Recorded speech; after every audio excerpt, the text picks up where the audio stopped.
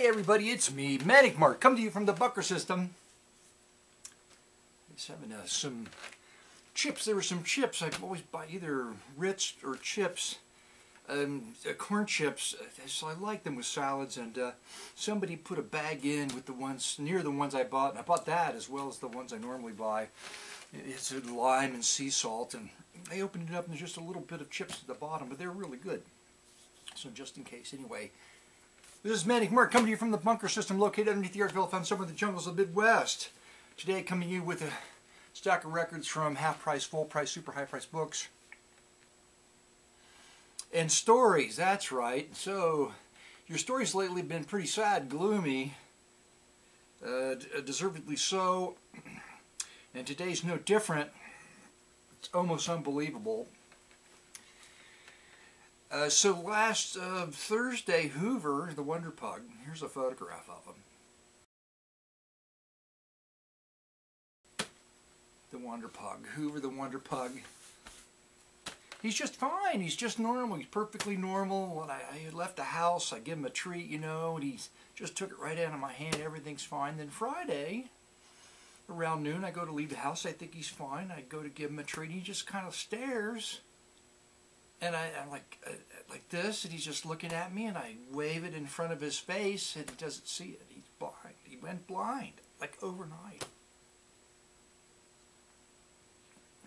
I had noticed a little bit of something different with him in the previous 2 weeks, like standing at the door, not going out, like, why aren't you going outside? You know, give him a little tap, he would go out, or he'd be on the little bed, little hammock bed, which is about this far off the floor, you know, like, hey, come on, and he's like, he wouldn't jump down, like, So maybe some eyesight things anyway, but he seemed to be just fine. So I take him to the vet, and the vet's all like, well, yeah, it's not the cataracts. He had cataracts, but they weren't too bad. He's seeing a little something, but maybe there's some retina damage, and he's having trouble processing the information. He started going in circles. So, anyway, so that was Friday, so I called Saturday. He started going in circles. And since it's busy Saturday morning, I said, well, it's probably going to be all right. Just bring him in on Monday. Brought him in on Monday. He's going in circles. And so I said, okay, well, we'll just give him a few days and see what's going on. And then, like, the next day, he just sort of stopped eating. You know, he had, like, one meal. So I called him back. Hey, we'll give you some anti-nausea pills, $11 a piece. There's 4 of them. Get back in touch with us at the end of the week, see how he's doing. So by Wednesday night, I was able to give him, force 1 tablet down him with peanut butter. He didn't want to eat it. And then we were able to hand feed him at night. So he's like laying down. And that's when he was still, then he was kind of walking around, not in circles anymore, but walking around, bumping into everything. I think, well, he's just trying to get his bearings. But then he would like fall over, like in strange places where he would get like stuck under a chair, just fall over, lay on his side. Yeah, this is not good. And then in the morning, he just didn't move. So he didn't move. He made a bed for him, kind of out of the way from Luna to keep her from bugging him.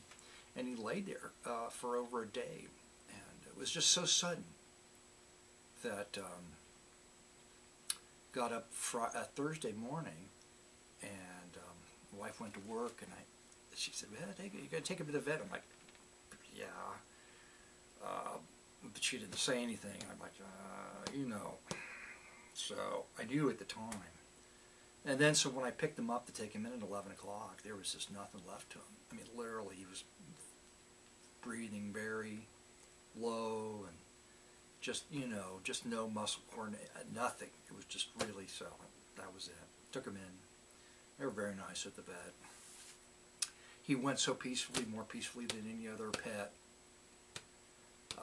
You know, like even Mr. Burns, who was a mess.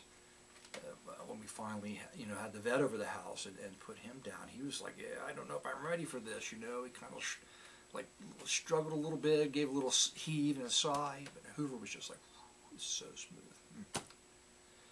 Anyway, man, just because it was so fast, it just, we still can't believe it. It's just, we missed my little guy, my buddy.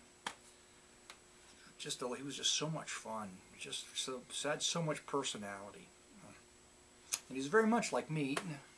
I don't mean to say I have a lot of personality, but the good and the bad, he was kind of cranky and feisty and funny, and could be nice and not, and then he would bite your ankle, you know, every time you left the house, which I don't do because I'm too tall for that. Anyway, so then today I get a little envelope with like an Erlanger address on it. What? What's coming from? Who do I know on this street? And I open it up, and the vet's office sent a little disc, like that hardening putty stuff. So they put his paw print in it, put a little heart, like a little glass heart in it, and sent us the disc with his paw print name written on it.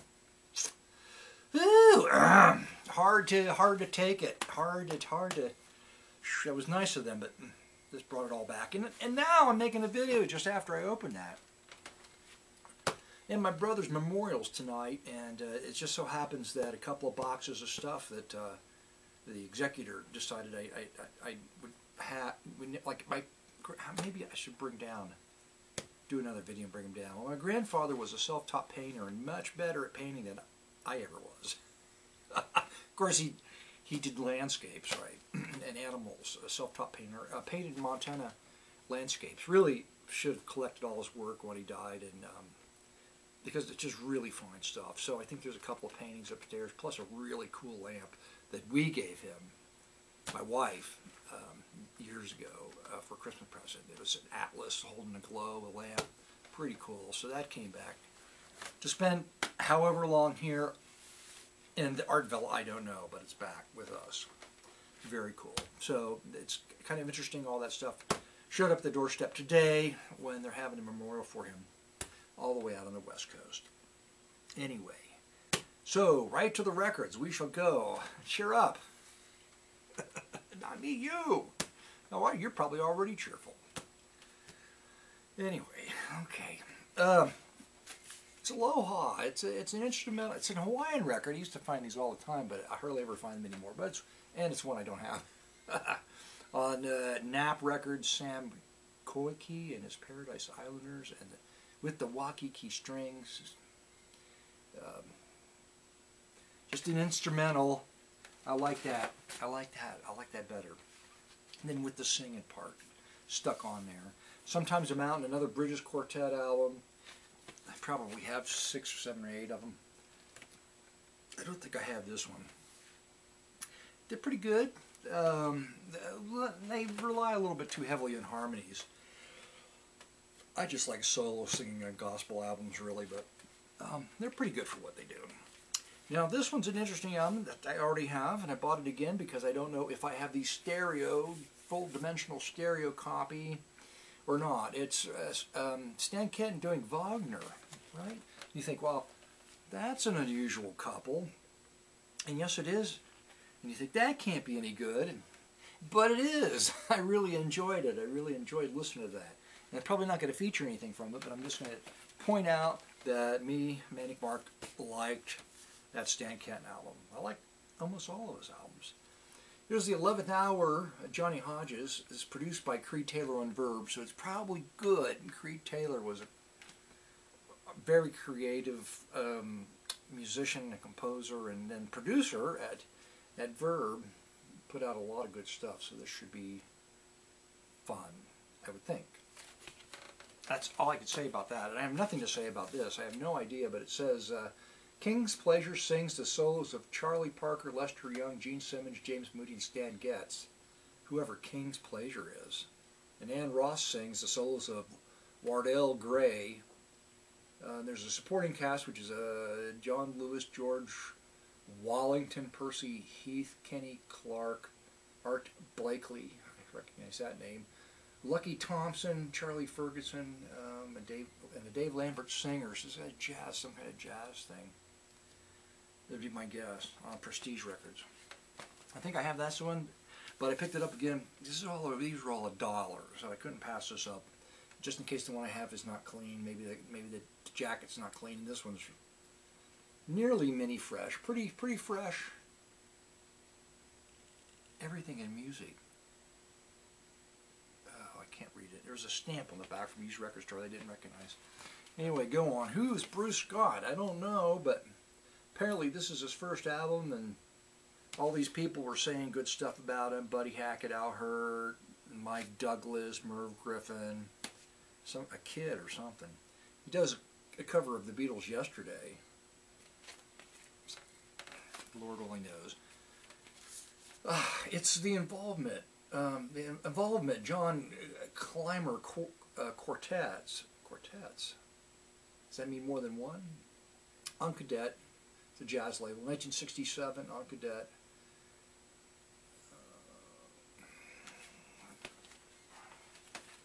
I shake my head like that. It's just I had no idea. Sweet Lou Donaldson on Blue Note would be a jazz record, one would assume. Interesting cover. Sealed on Nectar, I have no idea. I think I probably already picked this up once before. Whatever Nectar is, I don't have any idea. Don't really recognize any of the songs. Just Pet, it's Petula Clark. She does a cover of Hey Jude. I like her singing. I like her. I like the timbre, the tone quality that she puts out there with her voice. That I thought, well, this is a little bit later for her, but I just like, well, I'll pick it up because when I pulled the record out, I saw a poster. See, there's her big mouth, right there, big mouth singing something. Petula Clark, Finian's Rainbow. Oh, it's a movie poster. Did it come with it, or did somebody just stick it in there? Finian's Rainbow. I'm not going to unfold it. That's too much, but it fits right in there. I bet it came with the record. Really? If it did, then there has to be Finian's Rainbow on here, wouldn't you think? Something from that? I don't see it. Oh well. Dave Brubeck Quartet, Gone with the Wind. Dave wearing a nice suit. Cover's kind of messed up, but the record's okay. I like the Brubeck records. Oh no, you bought another copy of this Arthur Lyman Hawaiian Sunset album? Oh, why would you do that? Well, there's a sticker on the cover. It says, just because this album has the mono catalog number on it doesn't mean that it's not true stereo. So this is a stereo pressing of this record put into the mono sleeve or a jacket, but apparently true stereo. So don't know. I'm pretty sure I probably don't have it in stereo, so that's good. Errol Gardner, I kind of stopped buying his records, you know, to each his own, but this looked kind of interesting. So live recording from the Seattle World's Fair. Was there a date somewhere on here? 1963. Let's see. First it's intermission. There's an intermission. There's like 2 full sides, and about the. But there was only, I think there was only 3. Oh, a bassist and a percussionist. So 3. The piano. Earl Gardner playing the piano. Edward Calhoun on bass, and Kelly Martin as a percussionist. So that looked interesting. This also looks interesting, and it might end up. I don't know. Maybe or maybe. I have no idea. I don't know. Anyway, on Odyssey, it's Jazz Odyssey. Well, voices of Lambert, Hicks, and Ross with the Ike Isaacs Trio. Ike Isaacs, Gildo Mahoney's, and Jimmy Wormworth. Don't know, man. And just after I bought a copy of this, like for about $3 or $4 the other week, there's a copy of it in the dollar bin. Half price, full price, super high price books. Mini fresh copy of Eartha Kitt sitting on the tiger rug. Nice. I listened to the record and I liked it. She has the kind of voice where her voice could ruin a song or just make it extra special. I mean, it's just like no middle ground with her. There's 3 or 4 songs on the album that are really kind of unique, especially for the time period. Budget Twist album, picked it up for the cover. It's probably going to be horrible. Usually they are. Covers are usually fun. Another Brubeck album that I don't have. It's Time Further Out, Dave Brubeck Quartet. And last but not least, because I stuck it on the bottom of the stack, one of my favorite female vocalists, not quite as favorite as Julie London, but pretty far up there, maybe number 2. It's Chris O'Connor's Witchcraft album. So I'm pretty sure I don't have it. If I do, it's not in very good shape.